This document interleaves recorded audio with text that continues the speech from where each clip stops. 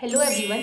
अगर आप इस वीडियो को देख रहे हो, इसका मतलब है कि शायद आपके दिमाग में भी वो सारे थॉट्स चल रहे हैं कि दीदी हमारा सिलेबस कंप्लीट नहीं हुआ है, हम लास्ट टाइम पे रिवीजन कैसे करें, हमारे मॉक टेस्ट में मार्क्स नहीं बढ़ रहे हैं। बस हमें ये बता दो कि हम लास्ट टाइम पे ऐसा कुछ क्या कर लें कि लास्ट के 20 डेज़ में हमें किसी भी एम्स में एक सीट मिल जाए। और सबसे नेगेटिव थॉट कि हमसे ज़्यादा प्रिपरेशन बाकी सब लोगों की है और हमारा सिलेक्शन होगा कि नहीं।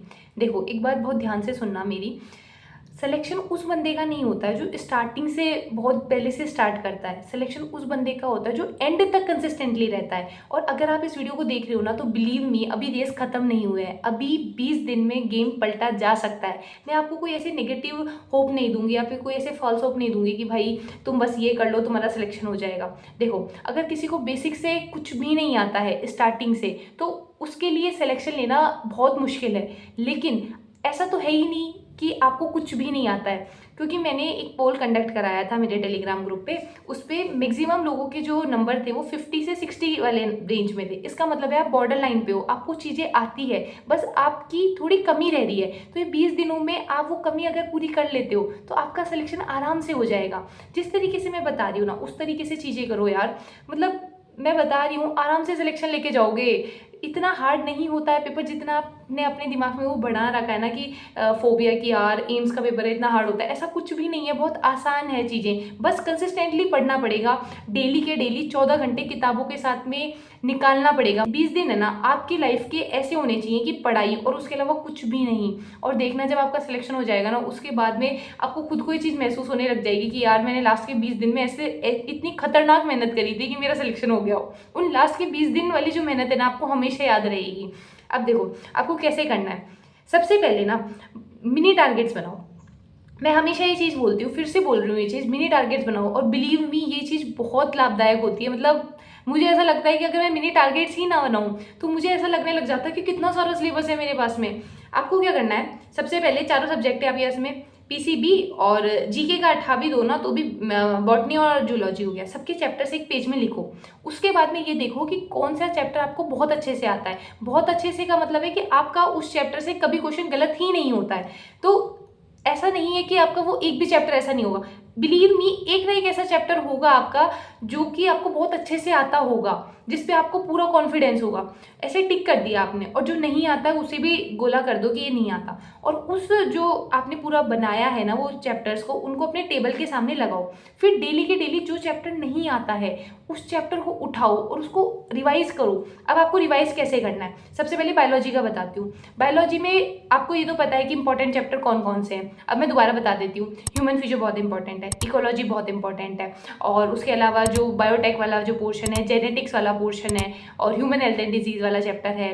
ये चैप्टर्स बहुत इंपॉर्टेंट है, ठीक है। इन चैप्टर्स को तो छोड़ना ही नहीं है। अब आपको ये भी पता है कि एम्स में पूरी एनसीईआरटी की लाइन उठ के आती है। तो जब आपको ये पता है कि चैप्टर कौन से इंपॉर्टेंट है, ये पता है कि एनसीईआरटी लाइन उठ के आ रही है, तो तुम एनसीईआरटी पढ़ क्यों नहीं रहे हो।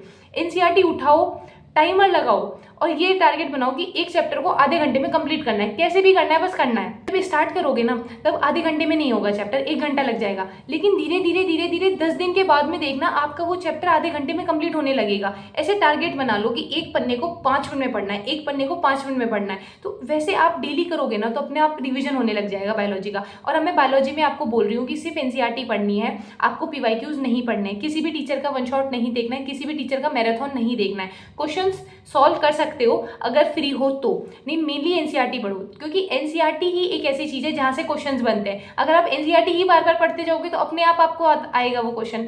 और बायो को मैक्सिमम टाइम देना, मतलब ऐसा है कि अगर आप, और फिजिक्स और केमिस्ट्री आपकी वीक है, तो बायो एक ऐसा सब्जेक्ट है जो आपका सिलेक्शन करवा सकती है, ठीक है। तो बायो को ज्यादा टाइम देना ताकि आपका जो स्ट्रॉन्ग सब्जेक्ट है ना वो स्ट्रॉन्ग ही बना रहे, वो वीक ना हो।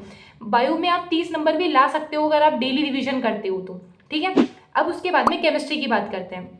देखो यार, केमिस्ट्री में आप स्कोर बढ़ा सकते हो एज कम्पेयर टू फिजिक्स। मतलब केमिस्ट्री में स्कोर बढ़ाना ज़्यादा आसान होता है, क्योंकि आपके पास में इनऑर्गेनिक होती है, और इनऑर्गेनिक थोड़ी थोड़ी है ना बायो की जैसी है। जैसे केमिकल बॉन्डिंग हो गया, कोऑर्डिनेशन कंपाउंड वाला चैप्टर हो गया। ये चैप्टर्स ऐसे हैं कि आएंगे ही आएंगे फॉर श्योर, इनमें से क्वेश्चंस आएगा ही। तो आप इन चैप्टर्स को अच्छे से पढ़ो। जैसे एनसीईआरटी के आपने कुछ हाईलाइट करा हो तो एनसीईआरटी का हाईलाइट पढ़ लो, नहीं तो अपने नोट्स में जो चीज़ें हाईलाइटेड है ना उनको पढ़ो। और उसके बाद में पीवाईक्यूज देखो। बस पीवाईक्यूज इनऑर्गेनिक के तो पूरे बायो जैसे पीवाईक्यूज होते हैं, इतना ज़्यादा सॉल्व नहीं करना पड़ता। तो एक बार आप देख लोगे ना, उसके बाद में आपको पता चल जाएगा क्या चीज़ इंपॉर्टेंट है, ठीक है। और उस तरीके से इनऑर्गेनिक को करो, एक्सेप्शन वाले क्वेश्चंस करो। ये आप इनऑर्गेनिक में करोगे ना, इतना काफ़ी है आपके लिए। और एक बात और मैं बोल रही हूँ, अगर आपने कोई चीज़ पहले नहीं पढ़ी है तो नई चीज़ मत पढ़ना, आपको नई चीज़ उठानी ही नहीं है। एक्सेप्ट मैं जीके आपको करा रही हूँ तो वो आपको 10 नंबर का पोर्शन है, उसमें से आपको बस 5 नंबर लेके आना है, तो वो चीज़ आप मेरे वीडियो लेक्चर से देख सकते हो। उसके अलावा आपने अगर कोई चैप्टर नहीं उठाया है अब तक तो उसे मत उठाना, कोशिश करना जो पढ़ा है उसे अच्छे से पढ़ो, ठीक है। ऑर्गेनिक में बहुत सारे बच्चों को ये रहता है कि ऑर्गेनिक हमसे नहीं हो रही है। ऑर्गेनिक में देखो आपको क्या करना है, जो रिएक्शंस होती है ना उनको एक पेज में लिख लो। अभी तक नहीं लिखी है तो भी है ना, बहुत सारे टेलीग्राम ग्रुप से या फिर आप यूट्यूब पे भी कहीं भी देखोगे ना, तो आपको कहीं ना कहीं से ऐसे बहुत सारी रिएक्शंस पता चल जाएंगी। नेम्ड रिएक्शंस होती हैं वो मिल जाएंगी, आप सर्च करना यूट्यूब पे नेम्ड रिएक्शंस, तो एक लेक्चर आ जाएगा किसी भी टीचर का। शायद पीडब्ल्यू में भी बहुत सारे टीचर्स ने नेम रिएक्शंस करा रखे हैं, और एक पेज में लिख लेना और रिएक्शंस को याद कर लो। जो रिएजेंट्स है उनका मतलब समझ लो कि ये रिएजेंट कैसे प्रोडक्ट बनाता है, क्योंकि अगर पेपर में क्वेश्चन आता है तो वो कन्वर्जन वाले क्वेश्चन आते हैं और मेथड ऑफ प्रिपरेशन वाले क्वेश्चंस आते हैं, तो मेथड ऑफ प्रिपरेशन देख लो उनका। और उसके अलावा एसिडिक स्ट्रेंथ, बेसिक स्ट्रेंथ होता है, उनको देख लो। मतलब आपको है ना, जो अब इस चीज़ पे फोकस करना है कि मैं मैक्सिमम मार्क्स कैसे बढ़ाऊँ। अभी आपको परफॉर्म करना है, तो परफॉर्म करने के लिए आपको ये नहीं देखना कि मैं सब कुछ कर लूँ, आपको ये देखना है कि जो चीज़ें मेरे को ज़्यादा मार्क्स देगी मैं उस चीज़ पे ज़्यादा फोकस करूँ, ठीक है। अब फिजिकल का बात करते हैं। फिजिकल में मैंने स्टार्टिंग से ये चीज़ बोली थी कि फॉर्मूलाज लिखना, अगर नहीं भी लिखे हैं कोई बात नहीं, अब लिखने मत बैठ जाना।